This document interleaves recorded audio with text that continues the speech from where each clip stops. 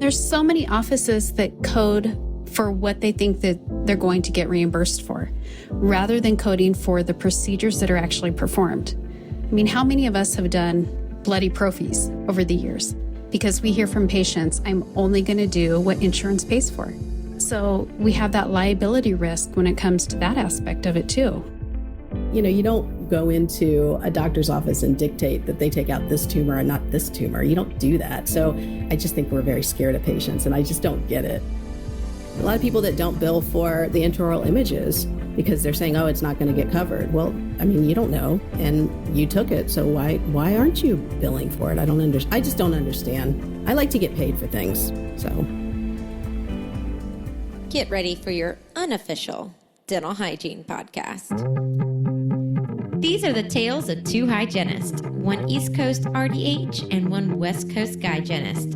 Listen as they tackle the profession of dental hygiene with humor and enthusiasm. Now, please join Michelle Strange and Andrew Johnston as they tell you a tale of two hygienists. Welcome back, everyone, to another episode of A Tale of Two Hygienists, episode number 285. My name is Andrew.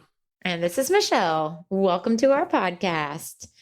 285, man. I know, 15. That's where my brain went. I'm like, oh, 15 more. I'm like, we're at the 300. Is that math right? Yeah, 15. And then you're done? And then everyone, the sweeping declaration. I'm going to be done at 300. Well, we hit 300 really a long time ago, but sure.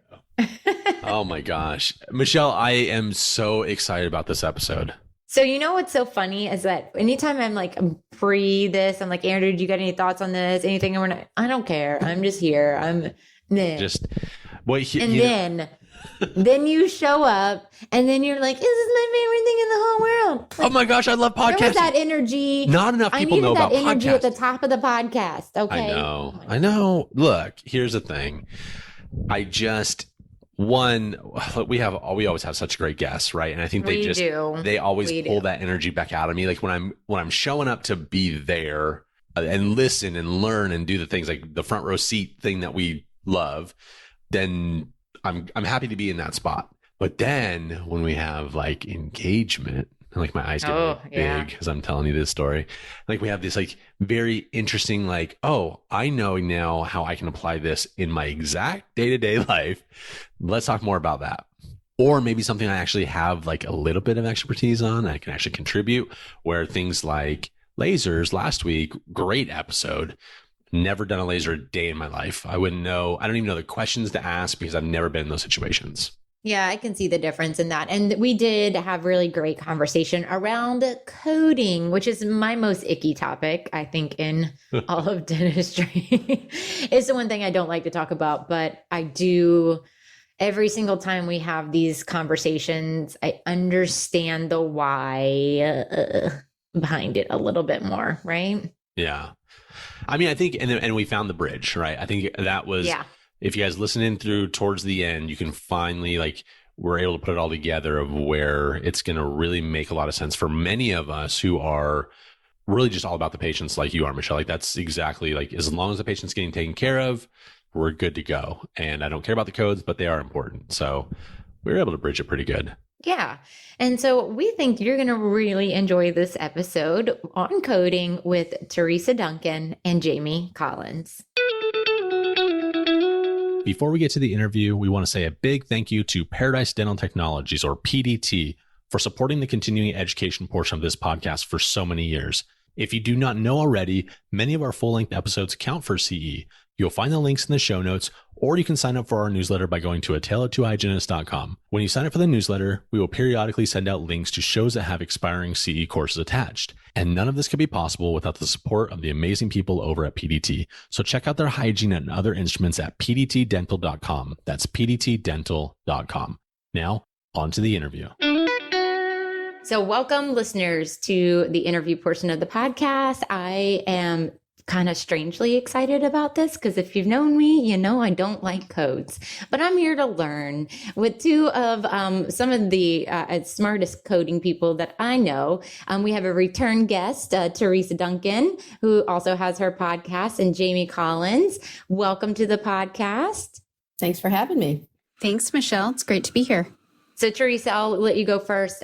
Tell us a little bit about you if no one has listened to a past episode with you. So I really geek out on coding. So if you want to hear more of that, Nobody Told Me That is the podcast. That's part of the network. And then if you want to hear just funny stuff, Chew on This is the other podcast that's on the Dental Podcast Network. I've been talking and lecturing on codes for, it feels like, a gazillion years. I talk about management too. I love talking about anything administrative. I wish I had $1 for every time someone told me that they're not excited about codes. Michelle, I could make a lot of money. It's probably like us, how many times a patient comes back, I hate the dentist. Great thing I'm not the dentist. And Jamie, welcome to the podcast. So good to be with you both. So I got involved with dental coding about 6 years ago from Patty DeGangi, who created the Dental Coding Consortium, which really was aimed to get a voting seat at the CMC, the part of the ADA that dictates the codes that we have to use, that adoption changes in any of the codes. So I've been very involved in that in past years. And you are my colleague at MouthWatch. I am. So I get to see you almost every day. Yep. That's right. Or at least Slack message. Yeah. Some kind of messaging happened. So the reason that I thought about this episode was because I read an article with Dentistry IQ. It's from 2019, but it popped up in a newsletter, and it was 5 codes every dental hygienist needs to know. And it was written by Julie. Oh, I hope I say this Whiteley. Julie, I apologize if I'm saying it incorrectly.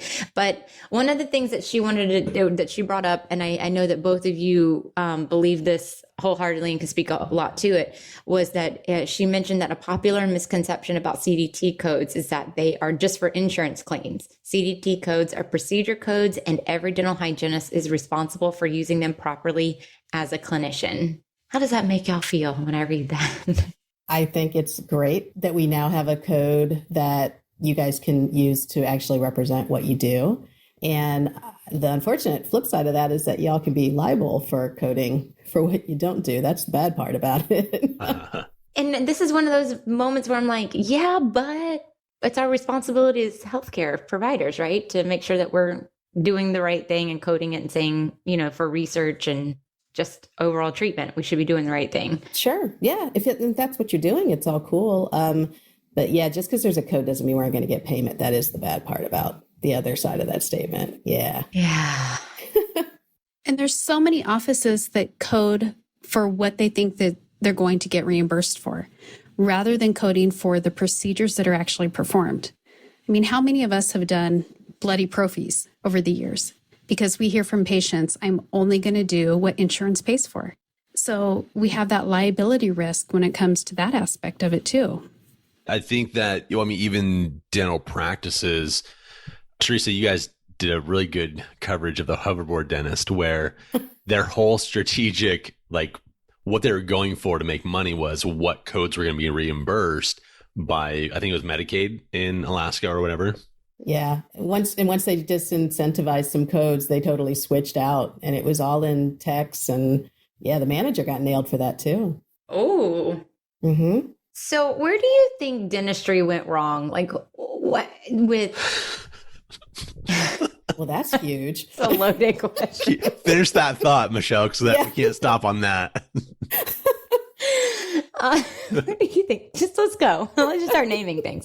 No, where do you think we went wrong with insurance? Because it definitely has become this okay, well, if insurance, we even have our front office, what did you do? Because their insurance is only going to pay for this, or they're due for x-rays. Let's do them. I'm like, but that's not clinically applicable, right? We don't need to be doing them, but their insurance pay for them. Because I always think about the animosity between dentists and hygienists. I think that came about when we separated our education, right? And we went our own tracks.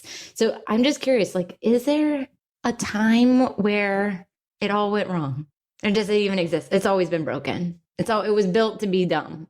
Maybe I shouldn't have drank wine before I started this podcast. Maybe I should have got wine to make it more fun too. But I think there's the difference in, if we go to a medical doctor, we're not going to say we're only going to do what insurance is going to pay for. We're looking at diagnostic and diagnostic codes. When we look at dentistry, it's all procedure codes. So we don't bring that diagnostic part into it. There's more medical and dental integration coming forth on that, where we're seeing dental practices bill medical for certain procedures. But I think that's where we've kind of trained patients throughout the years as well. We're going to do this because you get it. You get your 2 cleanings a year. You get x-rays once a year. So that's what we're going to do, rather than fully looking at, in many cases, a way to present it to the patient for the needs for the diagnosis. And I think we've kind of strapped our society into that. And dental offices don't want to lose patients. They still want the revenue, so they're going to kind of give the customer what they want, if you will. Customer's always right type of mentality.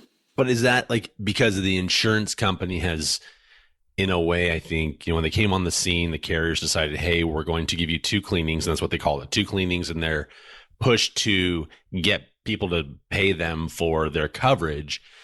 And using that verbiage kind of all along the way has misled the public. And then we are left holding that bag of uninformed consumers. I don't want to lose track of the consumer part, because I definitely want to talk about that, because I think consumer trends is a huge reason why we do what we do, obviously. But going back in time, dental insurance was really not meant to be, of course, insurance. It's meant to be, this benefit. People call it a coupon, whatever you want to call it. And it's not enough to get most done. You guys know that. But so it was offered kind of as an add-on to medical insurance. It was kind of an incentive to the employee to stay, on and to be happy. And people really like it. They like that, and vision and pet insurance. That's really actually in demand. Then I think what happened was these insurance companies realized, and this is like 20, 30 years ago, they realized this is some really good profit margin here, because when you have a max that's not very high and the premiums are pretty big, you're not paying out a lot. These rules like the 2 times a year, like not paying 4 quads in one day, there's no science behind that. That's just a limitation. Right. So when you have all of that, and what happens when companies see a market that has a big profit margin? They flood the market, they get in there. So then all of a sudden, you guys probably remember, but we then started getting pitches for every PPO under the sun. Whereas back when I started close to 30 years ago, we would get a PPO pitch once a year.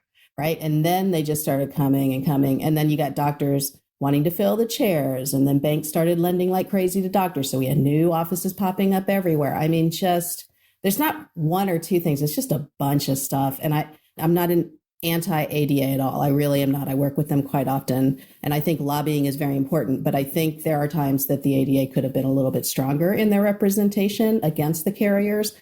And that ship has sailed. I don't think we're going to have that again. The carriers and the ADA have a very good business relationship. And yes, they advocate for dentists, which is great. But to have a huge change, I don't think we're going to see that anytime soon.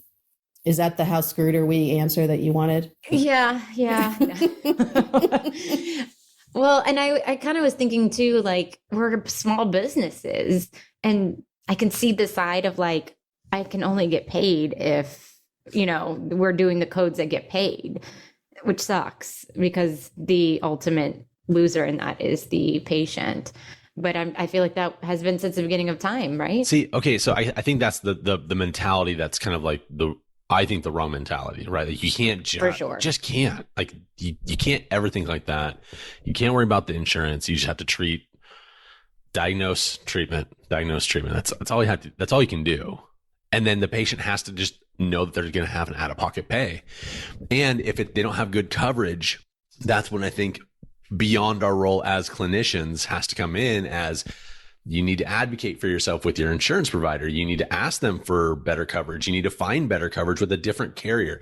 Like we can have those types of conversations with people as well, beyond the clinical care that we give them. And I don't think that we can. That's an excellent point. And when I train insurance coordinators, there's a small percentage of them that are comfortable enough to go back to the patient and say, do you mind putting me in touch with your HR department? I can help them pick a plan next time. I used to do this at my office. I can't tell you how many times we switched patients in a company away from a bad plan to a good plan that was good for our office, that's a small percentage of insurance coordinators that are doing that, but it's growing because they're getting more comfortable with it. And that's why these membership plans too, I mean, they're up and coming because we're having that conversation of how much are you paying for dental? Oh, wow, that's a lot. Did you know if you paid this and dropped your dental? And also patients don't realize a lot of times that they're actually paying more for their dental care coverage than the employer is. A lot of times the patient is paying for their dental coverage completely, like they're paying 100% of it a lot of times. So if they can opt out of that and get a membership plan, those are the offices with those good verbal skills that we all need that are gonna win that. I agree with you completely though, Andrew. There's a whole line of thinking and verbiage that needs to follow that. But let's continue to give hygienists 30 minutes to finish all their stuff so they have plenty of time to talk about that kind of stuff as well. And 4 minutes to disinfect their room. Good times. So, one thing that we were kind of chit-chatting before we went live with this was about the new way of staging and grading periodontal disease and how confusing it is. And Andrew and I were so lucky to sit in the Europerio conference and listen to them present this new staging and grading. And I don't know if you remember this, Andrew, but I was like, insurance ain't ever going to get a hold of this in the US. And that was 2017. We were there. And I was like, this is not going to take hold anytime soon. And here we are, 2021, still going so wait, it's a what? It's a stage 2 grade what? And then then is that a D1110? What do y'all see happening with the new staging and grading and our codes? Any thoughts on that? The staging and grading is confusing. I think no matter how many times you have seen it and looked at it, if you don't have that cheat sheet, and we're talking, there's a lot of people that are out of hygiene school that are still practicing that never learned that way in school. So we're trying to reteach them. And when we look at coding for it, there's nowhere in the dental coding that dictates because this is a stage and grade. Perio is perio. It's no matter what stage or grade you're at. So when we're looking at the dental coding, I think there just has to be more education around it because, and again, unless you know that inside and out and have a cheat sheet, most hygienists aren't using it from what I've seen. Because it is very confusing. And I mean, I would even love a little diagram that's staging and grading. This is the code that it would fit in. If this is where you're going to put them and their patient record, let's call it a D1110 or a 4910 or a 4346, which I feel like that was a step in a positive direction and kinda. And Teresa's kind of yeah. What's that for, Teresa? Well, let me get back to the staging and grading because so first of all, there's a lot of hygienists who don't even know what I'm talking about. This is before COVID. They would sit in my classes. I would be staging and grading. They're like, what? And then managers would text me and say, I asked my hygienist. She has no idea. She thinks you're lying. And I'm like, no, you perio.org, baby, get over there and look at it. So there's that. And you guys have covered it on multiple podcasts too. So, and I've had people talk about it. You can learn about it. It's just that you got to take the time and you got to have somebody that gives you a heads up. So as far as when it's going to take action, I was on an internal insurance webinar because I work also with carriers. I don't not work with them, but I'm very friendly with them because I need to know what's going on that side of the landscape too. And it was said that 2023 is when we should be going live with it. That's the expected date, right? So here's the thing with insurance carriers is when a guideline gets put out, usually takes them about a year or two to catch up to that because they need to publish their own papers. They need to do their own research. They need to look at the submission, the usage of the code, all that kind of stuff. So I would guess 2024, 2025, you're going to start seeing the benefit booklets that will say stage 1, stage 2, or whatever. What I think they're going to want before then is if you are staging and grading, then you should be putting in your notes staging and grading. Because right now, and here's another non-hygiene thing, but sending in narratives is not what they want anymore. They want screenshots of your clinical notes as attachments. They don't want narratives anymore. So if you're already putting in the stage and the grade, that's phenomenal. You're already saving me, your insurance coordinator, a lot of work. So it's a good reason to kind of get ahead of it and get forward, get started with that. Andrew's like, ooh, I got to get going with that. You guys are already doing it, right? The staging and grading. Yeah. Yeah. So as far as when we're going to start using it, I think soon, but I don't think that there's going to be any case made that we should be reimbursed for assessing the stage and the grade. I think the carriers are going to say this is part of the evaluation, and that's their right to do that. But ADA could come up with something that gives us the ability to bill for that. But it's, that's beyond my purview, but that's where I suspect the conversation's going to go. Well, I think it goes back to what Jamie was saying though earlier about diagnostic codes though, right? So I think when you have, someone that's moderate carries risk, I mean, there's a code that you can use for someone to designate that they're a moderate carries risk person. So there should be also a code that is developed for this assessment of stage 2, grade B or whatever. And then based off of that code, there should be, like Michelle was saying, like this flows into this and this flows into this. These are only acceptable treatment options for this stage and this grade. Is this and this, and that's it. But I think going back to that though has there been talk though ever about implementing those diagnosis codes and making that mandatory like medicine has? Oh, do you have an hour? Okay. So there's been a diagnosis code talk since I started, even before I started paying attention to this stuff. So it started, then it stopped, and then it came back, and I thought, oh, we're going to get there. It's SNODENT, then it went to SNODDS was the terminology for it. And the battle is really, why do we have dental diagnosis codes when there's a whole set of diagnosis codes that medical uses? Why can't we just use that code set? And the short answer is, well, no, two short answers here is the ADA says we want our own code, and their codes generate money for them. So I'm not sure if you guys are aware of that people and software and insurance carriers pay money to use the CDT code. And so they'll also pay money to use the diagnosis codes. So it's a significant chunk of revenue. So it's stalled so far, the diagnosis codes, but I just got notice from the person who's in charge of that committee that they might be looking into restarting that again. What I think we're going to see, they've been talking at the last code committee, they're going to look at redoing the CDT completely. So that's going to be crazy time. What way? Don't stop talking about that. Keep going. In what way? Yeah, so that because right now, if you think about it right now, I've been going to these meetings for 10 years, maybe, I don't know, something. It's patch. Every meeting is we add a couple codes and then there's a ton of patches done to old codes. So there's acknowledgement that there's not as much diagnosis as there should be. There's acknowledgement that the technology is getting ahead of us, and a lot of the codes are written for old materials, technologies, that type of thing. Like think about porcelain and any of the other crowns. Like they've had to amend the crown codes a million times just because of technology.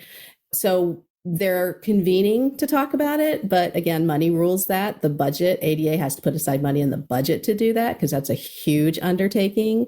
And, we'll see if that will happen. But the committee has mentioned it now 2 years in a row. So it's going to come.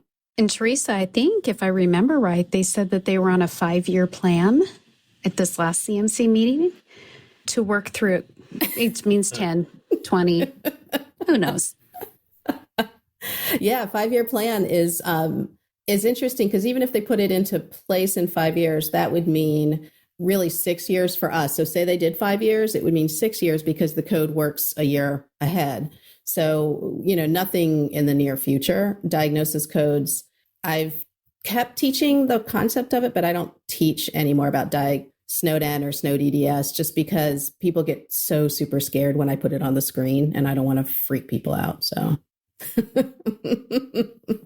So along those lines, can I ask about internal codes? So your miscellaneous codes, your codes that are the dot codes, the different ones that you just kind of create for your own internal software. How much is that messing up the system of codes, or is that a really great thing to be using? Because we used to use like electric toothbrush. Like we would create a code for an electric toothbrush. Is that kind of what you're talking about? Yeah. Maybe not necessarily that, but if you have any sort of internal code, I guess that is or like the unspecified code. Yeah, like the unspecified codes. You're like, hey, well, this is one for perio charting. I'm going to document this particular way, but no one in the rest of the world does it that way. Well, it depends on your goal, like what the purpose is. If you're looking at it to track data for yourself, I think it's really smart. I think it's really forward thinking for you to track, why, if a patient has perio risk, for example, like you just said, we don't have a code for that. I know why, but we don't have a code for that, but we should have some sort of way of tracking the risk. So when you start doing staging and grading, you have to do some sort of service code or, internal code to track that. Because if you're not tracking how much of your population is stage 1, stage 2, then what are you doing? How long is it going to take you to go through your charts to look for that? So I think it has to be, the goal has to drive why you're doing all of those. Yeah, that's a good point. One other thing too, just to bring this up, the group practices and DSOs are really, really smart about data collection because they can use that to negotiate their fees. And what's really interesting to me is I remember way back when the first DSOs started popping up, and one of the guys was telling me that they are tracking the caries risk, even because it was brand new and nobody really was using it unless you were Medicaid, because that's really why it was created. That's why we don't have perio risk codes, because Medicaid doesn't really cover that, right? So they were tracking that. And what they were doing was they were using that information to go back into negotiations with the carriers and saying, hey, our population is very high risk here. If we can see them and do more preventive, then you're going to save money on restorative in the future. And so, but you have to be a real data nerd. You have to have somebody that's going to be able to take that information and make it tell a story that's in your favor. Well, to take that even a step further, though, there's also the oddball group practice DSO that is incentivizing their clinicians to get their patients healthier. And so to be able to have those records to track larger percentages, like, okay, this stage in time, 2019, you have, 85% is high caries risk, and then you go down to 84%, and then 79%. The healthier you get your population, then we can incentivize you through bonus structures and things like that. So there's a lot of information through data collection that is not even talked about, which I think is awesome. I love analytics. The data analytics and the informatics are so cool. I think we should do a show on this for sure, Andrew, because the Dental Quality Alliance that the ADA has, they have a committee. They just had their annual conference, and they're actually working on a very rudimentary software that offices can sign up for, and it basically accesses their data and will have a database now for the ADA. So it's still a little bit rough, but I think that's what they're trying to do, is they're trying to get really a bead on how dentists code and what they actually are doing in the offices. But I think it's great that offices are doing that. I think it's great doctors are interested because the carriers have all that information. So I think we're the ones that are behind the 8 ball. We don't have the data in order to sufficiently say, hey, I need more money for this because I do a lot of it and it saves you money on this down the road. So, and when you said incentivize, I know a lot of people were like, oh, incentivizing, but outcomes-based payments is coming. It's all in medical. So outcomes-based payment is coming our way too. This is when Michelle's like, oh my gosh, this coding stuff, right?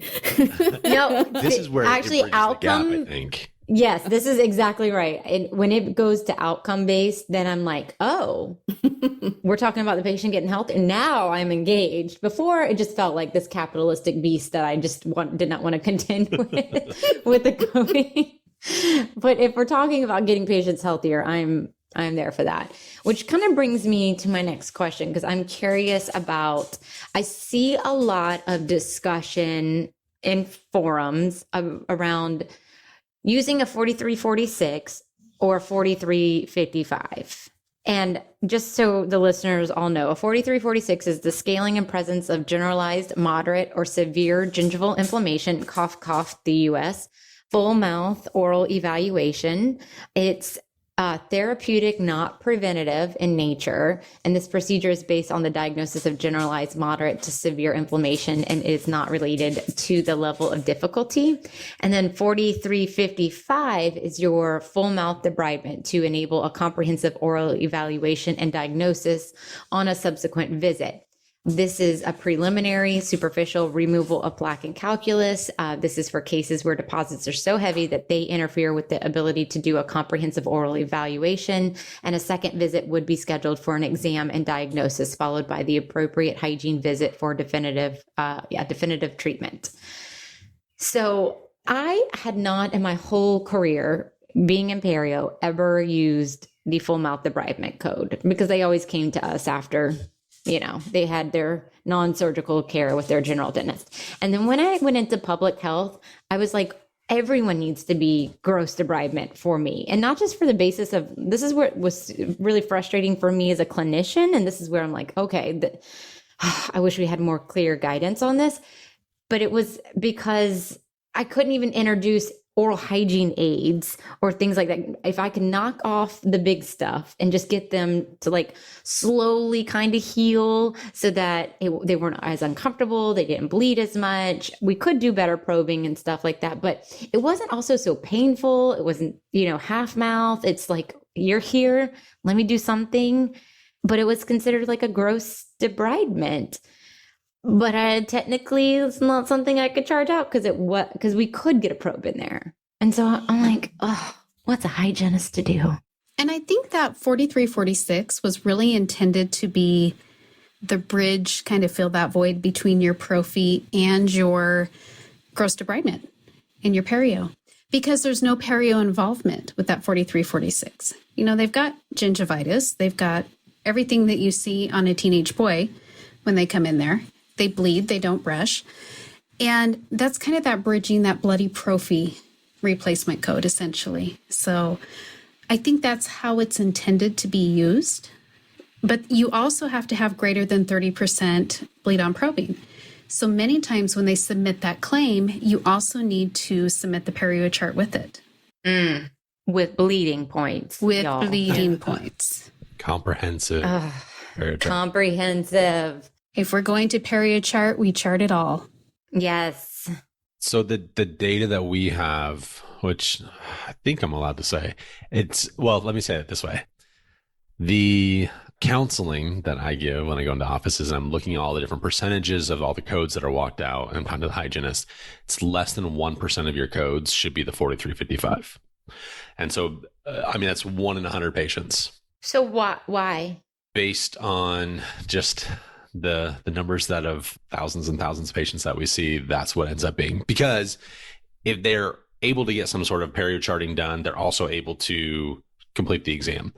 At that point, then we have a diagnosis and we just follow through with whatever treatment needs to happen, whether it's going to be a 4346 or whether we find out that it's perio, we move right into the perio. So it's not that the thing that you're saying that you like to do, I love. And that's where like an internal code might come in handy. But it doesn't fit into the code, mm-hmm. Right? It doesn't fit into like the norm of what you're supposed to do. And so this is when we go back to like tracking consistency and data collection. This is why the internal codes actually are maybe a little bit detrimental, because if we're all doing our own thing anyway and calling it whatever we want to do it, and then we decide later on to go ahead and jump into perio or prophy or whatever it ends up being, it's inconsistent with everyone else. So anyways, less than 1% is what we're looking at. So can I ask a clinical question though? Because if you can still probe on a 4355, but it's not complete probing, but you can still probe, right? Is that an accurate measurement though? Like, because if you got all that gunk off and got rid of the irritation, well, I guess bone loss won't heal in about 10, 15 days. So I guess not. But is that a better, intake of records on that date, or should you do the 4355 and see if the probing is different? Because I think 4355 is underused because there's people with junk all over. I can diagnose it in an airport, for crying out loud. So, I just think there's a lot of gunk there, but I didn't think of it that way, that if you guys can get a probe in at all, then it doesn't count. I guess, is that what you're saying? I don't want inaccurate probe depths. That's not what I'm saying. That's what I'm asking, I guess. Like, how accurate are they? Right. So, I guess that is really patient dependent, right? There's, in my experience, clinician dependent, and it's also clinician dependent. In my experience, when I've had like one of those cases where I'm like, oh, am I getting the right numbers or not? And then I just go ahead with either the 4355 or we did some sort of like a debridement, like an internal thing, or this isn't going to go over very well, but we would just go in and knock just a bunch of stuff off, but not build out as a 4355, just knock stuff off and then allow them to heal and come back 2 weeks later. But write in our notes that we did it, but just not charge out a code for it. It wasn't significant difference in perio chart changes. you're not going to get 3 or 4 millimeters difference unless it's already like super perio, which you then would know that it's going to be a perio case anyways, based on the x-rays and the radiographs. So yeah, I don't think the probing depths are going to be the big difference with that. I think it's definitely going to be more, and this is completely anecdotal from experience, but it's less heme. It's easier. Like there's less bleeding when it's done like that. I feel like I'm getting more accurate because it's not like I'm a stuck pig, in there. Yeah. And it's less uncomfortable. It seems to be less uncomfortable. That's the feedback that I've gotten from patients. It's less uncomfortable because they aren't so swollen and the tissues aren't so bulbous. So for me, if I can do and I was in public health, we didn't charge out a darn thing. We barely even used the CD codes properly. Lola. So for that situation, when they were so inflamed, this is their first cleaning in 30 years. They're coming and sitting in the chair, to knock off all that big stuff and then teach them home care and give them 2 weeks at home with any kind of direction at all. And then them come back. There was multiple things that happened for me as a clinician. One, again, I could probe and I felt like I was getting more accurate probing depths because that swelling was gone. The calculus actually showed up, like the tissue shrunk back enough that I could see it, like it was visible then, which was fantastic. And then the patient was more comfortable and it felt better, but it doesn't fit in the coding. So I hope the transition with ADA is something like this, these kind of scenarios. Are there guidelines for a 4355 of how much crap to knock off people's teeth? No. Can we weigh them before and after? Yeah, it's like, and then we know if it's a 4355. Yeah.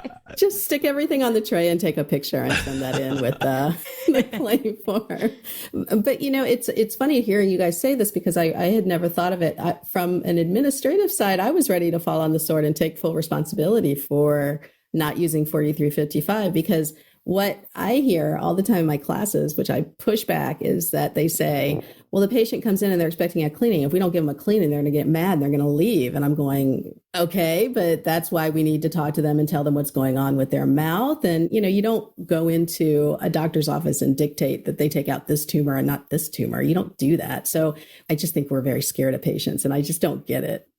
When Jamie said that, yeah. Yeah, so alluding to that.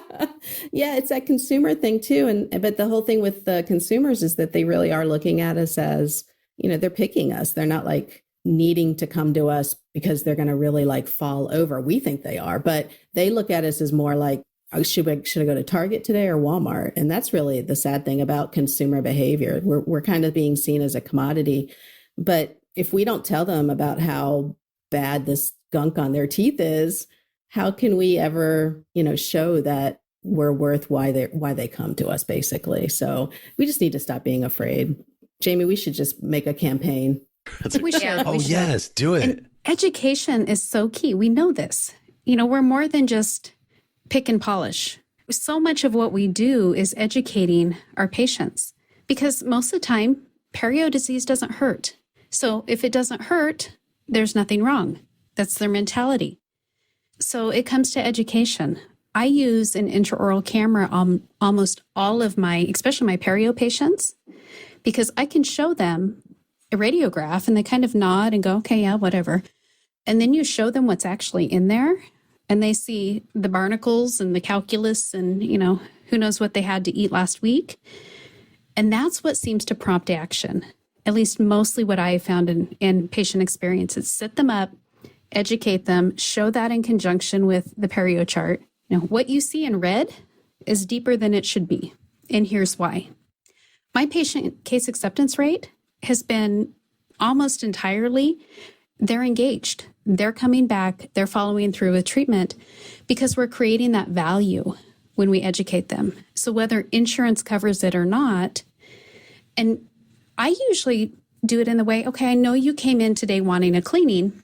However, why don't we save that insurance money and bring you back for the perio treatment because of what we see here? I'm going to give you some things to do in the meantime. And then we schedule them back. They kind of find that value too, that, you're going to save my insurance money rather than just pick on me a little bit today. We're going to do it all or do half the mouth next time. So I find the education aspect of it, and when you bring in the financial part of it and the reasons why or why not, they're more accepting.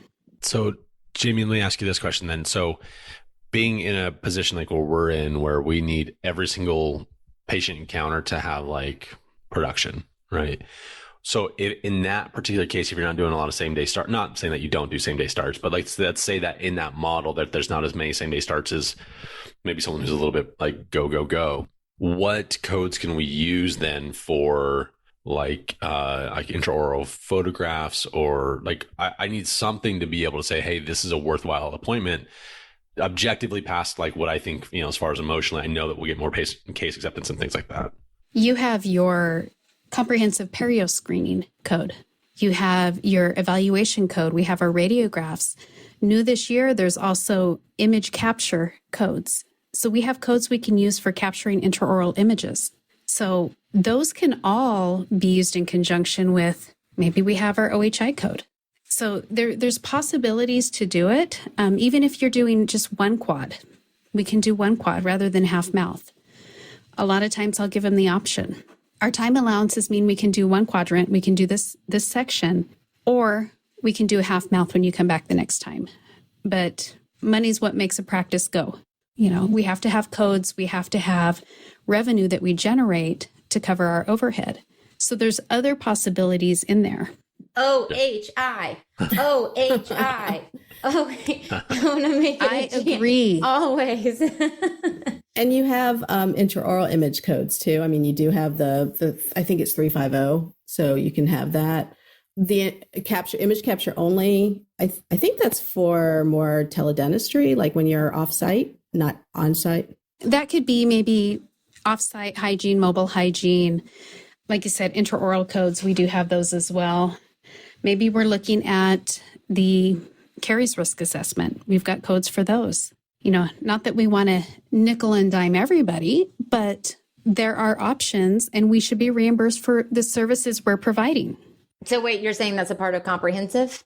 I think it's part of comprehensive care, not part of the comprehensive care exam code. Got it. Yeah. Okay, so then I guess my question is like, how do you layer? Because that's kind of the part of these. How do you layer these codes? And are there codes where, well, we know, like I know there's some implant codes where I can't do an implant maintenance and well, they don't even have implant maintenance. Let me not get, and also ADA, can we already get some maintenance codes for implants for the love? But we can't do a D1110 on the day that we're doing, I don't remember. I should probably know that, but there's an unspecified implant code of some sort. The implant maintenance code? Yeah. But not for healthy. It's not for healthy. It's only for implantitis. Disease. Yeah, it's for implantitis, peri-implantitis. Yeah, but I can't code that on the same day as D1110, right? I mean, you can, but it's just not going to be reimbursed. That's the problem. And I don't see why you can't, honestly, because I mean, it's not like one day they're going to come in and there's peri-implantitis and the next day it's not going to be there. So the thing is, I think a lot of times, like even when you're asking like what codes we can use, I mean, we have the new code for the vaping, like if people substance abuse and vaping, we have that. We have behavior management, we've got a whole bunch of different codes, but I think what offices do is they go, well, what can we bill that is going to get reimbursed? And then there's this thought, well, if it's not going to get paid, we really shouldn't even bill it. And that's giving legitimacy to the plan benefit, not your clinical talent. Like, why would you do that? Why would you not bill for it? A lot of people that don't bill for the intraoral images because they're saying, oh, it's not going to get covered. Well, I mean, you don't know, and you took it. So why aren't you billing for it? I just don't understand. I like to get paid for things. So. And let's just throw it out there. The more you bill for it, you create that metric. They're seeing it come in. Down the road, the more apt they're going to be to cover it. You mentioned, Teresa, the vaping code. That was actually my baby. I worked with the group, led that group to create and propose that, provided testimony to the ADA for that. And it was to fill a need. There's been proposals and submissions for implant maintenance for healthy implants. Mm-hmm. And they went down, in a wall of flames because they didn't see the need for it. I want to scream. But I think they changed it, though, they changed the definition of the pro fee to include implants rather than give you the implant maintenance. So that's how that was their way around. Workaround. Yes, yes. And there was about an hour and a half long debate this past Code Maintenance Committee meeting around our full mouth debridement code, specifically how we look at doing that. And that's one that's been addressed for years and has not changed. Now they're going to be, or talk of forming a committee to address how to change that in the next year. So maybe make that a little bit clearer and allow a diagnosis. There's also been talk on certain codes that are provider-specific language, specifically dentist only. So our third-party payers and our insurance companies are saying that code's only for a dentist. I know you're a hygienist with an independent practice, but in the language it says dentist, so you can't use that. So there's discussions around that as well. And how does therapist? Because we do have states with some therapists. Is that also in the conversation, I would imagine? There has been some conversation around that as well. In many states, hygienists are getting more autonomy. They're able to practice more independently. And how that's going to affect how we can bill and get reimbursed, that's a continuing conversation. So are there any takeaways that you would love for a listener to just, even if it's not something you said right now, like you want a hygienist, any dental professional to really understand about coding? And I can say 100% the first time that somebody said to me, you have to like codes, it's because we're finding that metric that you just talked about, Jamie. That was my light bulb of me going, okay, I don't like this. It's this gritty. I don't enjoy it, but I get it. And so I'm just curious if there's anything that you want anybody to know so that they understand that light bulb, let that light bulb go off for them, or better clarify anything in coding history of ours. I really believe that clinicians should not be aware of a patient's insurance status when they're back there, and it's a pipe dream. It's important to realize that insurance is a way to get patients in the door. And for that, we're appreciative, because a lot of people wouldn't come in if they didn't have benefits. But I wish we would just take that out of our minds as far as the decisions that we make. And I would say to any insurance coordinators that are listening, stop pushing back against the clinicians. Let the clinicians tell you what they're doing, and then you figure out what code is appropriate. But when I have classes, they want to talk to me afterwards. And the most common start to a question is, how do I get around? And if you're ever finding yourself asking that question, how do I get around this? How do I get around getting this paid? Then you need to stop, because you're not being honest with yourself. You're not being a good clinician. You're not being a good insurance coordinator. So don't be afraid to ask questions. Don't be afraid to appeal things. And just because it's a benefit doesn't mean that it's rooted in any kind of science. Laser services are still considered to be experimental to most of the dental carriers out there. So that's why you don't have, what is that called? Oh gosh, I should know that. The disinfection of the pocket. So you don't have codes for that, right? And also, like I said before, there's no reason why you can't do 4 quads in one day if that's what's indicated for the patient. But we seem to think that if the plan isn't going to pay for it, then we shouldn't do it. And I see that in forums all the time. Can I do this? And can I do that? No, you can't do this. Who said that? Stop it. Start saying you probably won't get paid for it, but you can do what you think is best clinically. So that's really that, I think, is the changing conversation we need to have. Going back to your question in the beginning, Michelle, where did we all go wrong? And we started thinking, that the patient should have the patient needs to pay up sometimes. I hate to say it. That's really the bottom line. Stop protecting the patient by consolidating these codes. Was that harsh? I'm so sorry. No, I love that. You're talking beautiful. To me after a glass of wine. Nothing is harsh.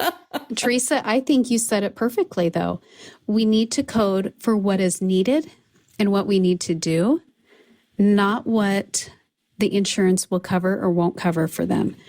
And I think it falls back to education with our patients, too. When we can create that value, they're more apt to be willing to open that pocketbook.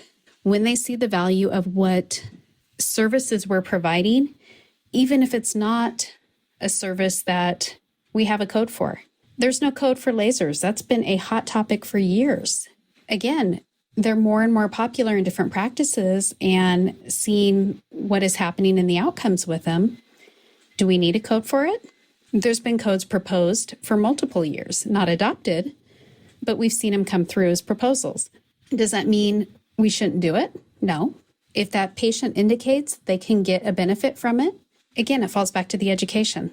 We're coding for the best, or we're providing services for the best interest and the best care of that patient, whether it's covered or not. I think that you said it perfectly in your explanation of it. I wholeheartedly agree. This might be a real stupid question, but at these conferences, shut up, Andrew. At these conferences, I'm just supporting you in your stupidity. Don't worry. Like, for instance, the laser that you just brought up. If they're bringing up, like, we should have a laser code and they're shutting it down, even if we didn't get paid for it, what's the harm in having it? I mean, this thing exists.